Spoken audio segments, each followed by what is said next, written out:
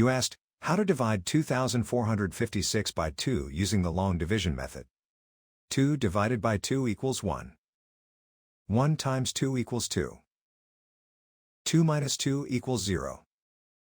Bring down 4, making 4. 4 divided by 2 equals 2. 2 times 2 equals 4. 4 minus 4 equals 0. Bring down 5, making 5.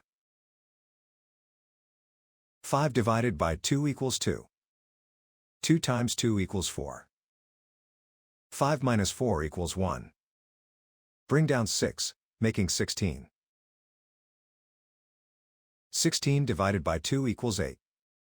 8 times 2 equals 16. 16 minus 16 equals 0. The remainder is 0. The final result is 1228.